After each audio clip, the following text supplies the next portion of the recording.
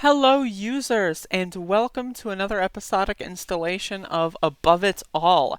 And today I'm going to talk about the controlled opposition Senate leader, Chuck Schumer, who is agreeing with Donald Trump again, marching in lockstep because he has no spine, he has no ideology. All he wants to do is get paid to do what Trump does, except slightly nicer. That is what woke Democrat liberals are. They're just nice fascists. Now, Donald Trump is a brutal overlord who wants to fucking kill you, shove your face into the dirt, and make you blind for the rest of your life, whereas Chuck Schumer is going to ask you nicely at gunpoint to get the fuck out of the street. So, Chuck Schumer in this clip, and it's 5.5 minutes, I haven't watched all of it, I'm not going to, I should have probably sifted to find the best parts, but I'm sorry, I'm not going to do that. I'm just going to watch until I get bored, until I run out of things to say. But the controlled opposition leader, Chuck Schumer, is going to talk about how schools need to open, and he's going to give us any plans? Let's find out. Well, thank you. Also, I hope your left ear will enjoy this. I don't know why, The Hill and Chuck Schumer, Chuck Schumer literally can't, what the fuck? Just get a microphone that works. Aren't you, the Senate minority leader? What? You're telling me you can't get a working microphone? This is, the second or third clip I've done of Chuck Schumer over the course of weeks. Different fucking segments where they can't just get the audio right. And that pisses me off more than anything, because it's just, what the fuck? It's not hard. Whoops. Sorry. Thank you very much, Speaker, once again for your strong, passionate, and eloquent leadership. Let me just say, we saw the jobs report, and it's clear the economy is losing steam.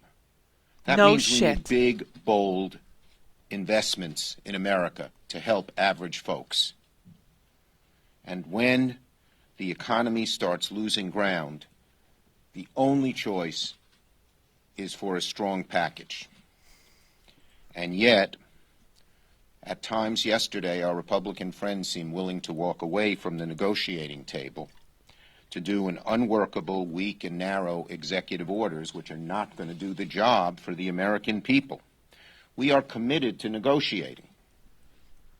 And as we said, we are willing to make compromises. Our bill, the Heroes bill, is at 3-4, theirs is at 1. So the Speaker made a very fair offer. Let's narrow it each. And you should have seen the vehemence. No, I said, you mean after she said, we'll go down $1 trillion, you go up $1 trillion. We didn't specify where or when, and it's mainly in terms of dates, but that's okay. Jesus. And you should have seen their faces. Absolutely so not. I said, you want it to go almost all in your direction, or you won't negotiate? And they said, yeah. Again, this is just controlled opposition. The spin that they're putting it on that we haven't moved off is belied by what happened. These people are paid to put on a program on television, and it's embarrassing. Mr. Meadows is from the Tea Party. You have 20 Republicans in the Senate greatly influenced by them. And they don't want to spend the necessary dollars to help get America out of this mess. Ideology sort of blinds them. So we need a bill. There are only really two choices for our Republican negotiating friends. They can do a strong bill with Democrats, and they have to realize they're going to need a majority. They're going to need all the Democrats to vote for it in the House and a majority of Democrats to vote for it in the Senate. They don't have the votes in the Senate. So that means they've got to meet us in terms of... Meanwhile, I just want to tell you this before we get to the real meat of this. Meanwhile, again, 40 million evictions are coming up. Are they going to compromise on an eviction moratorium? Probably. They don't actually care about you. This is all a show to them. These people are not poor. They've never been poor. They don't know what it's like to live paycheck to paycheck. These are silver spoon-fed trust fund babies yelling at each other over fake money. Guess what? We just printed $3.5 trillion a couple months ago. Did the economy collapse because of that? No. The economy was stimulated for a couple weeks and then collapsed because people ran out of their fucking money. Every other developed country on the face of the earth has been giving people cash transfers, helping people get by, telling them to stay at home and they'll be set. Not in America, though. We get one-time payment of $1,200. If you're lucky. Half the people in my family didn't even get it. I had to share mine with my family because we're communists here. Hell yeah. But like, again, this is ridiculous. This is absolutely and utterly unfucking fathomable how stupid these motherfuckers are. I can't believe it. And again, these are the Democrats? Like, what? All the Republicans keep saying Joe Biden, Chuck Schumer, Nancy Pelosi, they're far left radical communists. It's like, bro, what?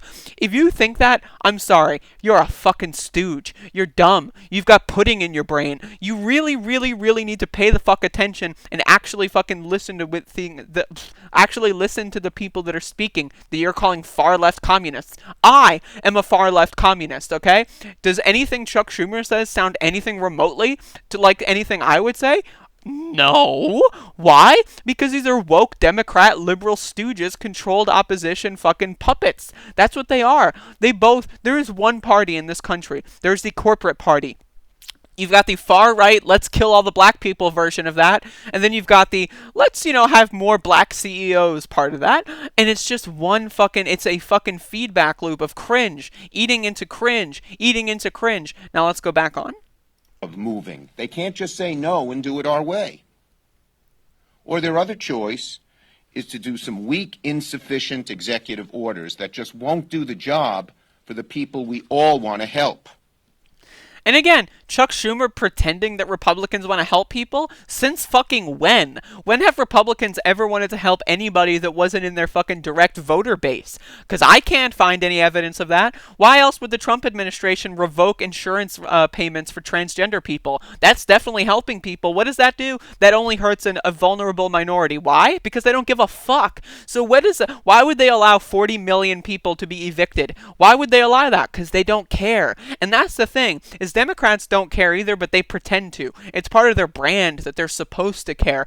But they fucking do this thing where they pretend that Republicans care. There is no such thing as a good Republican in the Congress right now. There might be decent Republicans on state levels. I don't know every state representative or senator. I don't know. But on a federal level, there is no good Republican. There are some Republicans that are slightly less psychopathic than most of them, but there's no good Republicans. They're all garbage. And there's maybe a handful, possibly 5 or 6 good Democrats. And that's really pushing it. That's man, you're really stretching your fucking definitions thin to say that. So this is a giant fucking stupid shit show. So let's keep watching. It's not that the executive orders might be negative, but they're totally insufficient. They're insufficient in 2 ways. What they do is difficult because it seems, and no one knows what they're going to do, but they can't spend money, they can only forward money. So if you do a payroll tax cut, then after it expires, both businesses and workers have a huge payment to make. You do unemployment and you lend the states money, they're stuck. They don't have the money. They may not want to do it. In terms of tenants, yeah, delaying evictions is necessary, but not sufficient. Because once the delay is over, the tenant owes a tremendous amount of money. And by the way, the landlord, many of whom are small little landlords, haven't gotten paid, and they can't pay their mortgages and their bills. What about the landlord? And there's a 4th one. And the college loans, again, is deferral.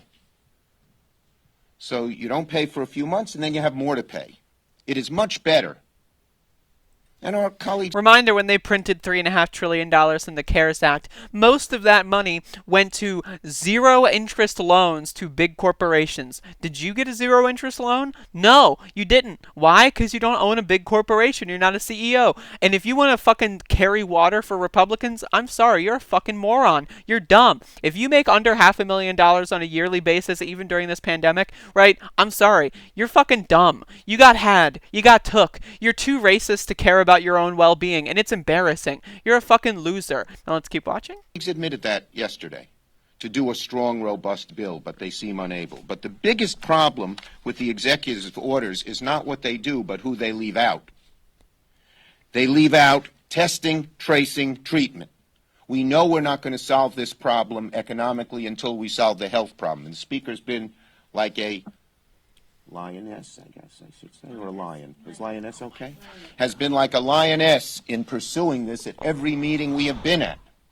The cringe. And you're not going to cure that. You're not going to solve the problem. They still seem unwilling to do what is necessary for a strong testing, tracing, and treatment regime. What is one of the biggest problems facing us in the next month, as the speaker mentioned? Schools. Here we go. Opening up the schools safely. If you don't open up the schools,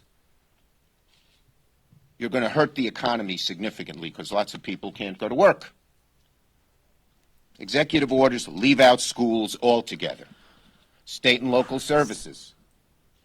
They came a tiny little bit in our direction on that, but very little. Not All right, whatever. I'm done listening to this. Okay, so again, they're marching in lockstep with the Republicans. They want to do everything the Republicans do. The only difference is they want to do it slightly better. That's it. I'm sorry. There is nothing else about it. They want to open up schools? What the fuck? Here's the thing. If we would have done a proper lockdown in February or March, this virus would have been done with months ago. If 80% of Americans wore their masks from the get-go, this virus would have been done months ago. If people actually took this seriously, the virus would not be in all 50 states. It would have maybe been in 3 or 4. And this would have been over months ago. But guess what? We're dumbasses, and we're fucking controlled by the fucking big corporate propaganda and media fucking companies and conglomerates. Did you know that if you watch Sean Hannity, you have I think it was a 50% higher risk of dying from COVID just because you don't believe in germs than if you watch Tucker Carlson? Which you have a fucking significantly higher fucking percentage of dying if you watch Tucker Carlson because you probably believe in slightly less germs, or slightly more germs rather. Some germs exist, some aren't. I'm a germ centrist, I'm just gonna meet in the middle. Sean Hannity doesn't believe in them. The liberals do believe in them. There's some germs that exist. I'm just going to say China plague over and over again and just pretend like that's going to be cool. I'm going to go on 4chan or fucking 8chan and just talk about how, China, Wuhan, China, and look at me, I'm edgy and epic. Meanwhile, your friends and family are perishing all around you and you're fucking dying of fucking a stupid pandemic that did not need to occur. Yes, China should have handled it better, but guess what? We don't have jurisdiction over China. You know what we do have jurisdiction over? The goddamn United States of America. Oh wait, no we don't, because we control nothing. It is controlled by oligarchs. It is controlled by the corporate 1%. And the sooner you realize that, the sooner we can link in arms and take down these motherfuckers and get our country back. Because I'm sick of this shit. I want to go outside. I want to get laid. I want to go to a restaurant, but I can't do that because of Trump and all these fucking dumbass Democrats and all these dumbass Republicans not fucking letting me because they refuse to take proper measures to get this fucking shit in check. And now it's probably never going to be in check. There are so many people that don't believe in it. Georgia's reopening everything. I made videos about Georgia schools suspending students for talking about how no one's following mask requirements. But, wait. Guess what? They're not requirements. They're recommendations. Yeah, because they don't actually care about you. They can enforce a dress code. Oh, your skirt is half a centimeter too short. Oh, well, you're suspended for a week. But they can't enforce you wearing masks? Oh, wait, they can. But they choose not to because they don't give a fuck. Because this is a failing empire in decline, and the sooner we realize that, we can take the reins of power. This is a perfect moment. Biden gets inaugurated from a bunker. We overthrow this motherfucker, and we take the power back from the corporates, the corporatocracy, from the 1%, from the oligarchs, and we give it back to the people. And then we can finally talk about reparations for all the shit we've had to go through, and not just black people, everybody. Everybody deserves a fucking chunk of the change. These people have been stealing from fucking every continent on the planet. They've been stealing. Look at Bolivia. They did a coup in Bolivia for lithium reserves so that Elon Musk can go and make his electric cars go vroom, vroom, vroom at a fucking government subsidized rate. Okay, this is a giant systemic problem that affects everybody. This is not a race war. You're being baited by Fox News dunderheads. This is not white people versus black people, and if you think it is, you're a fucking idiot. You're a moron. You're dumb. You're a dullard. You need to understand that this is the poor versus the rich. And yes, there are differences. You need to have an intersectional approach. This isn't just just poor versus rich. This is poor black people versus rich black people. This is poor black people versus rich white people. There is an intersectional analysis here that you need to understand. Everyone is affected by poverty in a different way. Cops kill black people at a higher rate. Cops kill trans people at a higher rate. Cops kill gay people at a higher rate. Okay, so you need to understand that. This is everyone needs to work together. We need to stop with this racist garbage. We need to stop with this transphobic and homophobic garbage. And we need to work together to fucking take these guys out because I'm tired of this fucking shit. You really want me to send my kids to school so that they can die and bring a virus back and kill my elderly fucking family members? No, no, no, no, no. I don't fucking think so. Go fuck yourself, Chuck. Go fuck yourself, fucking Mitch. Go fuck yourself, everybody. I'm sick and tired of your shit. Thank you for watching. Y'all have a good one.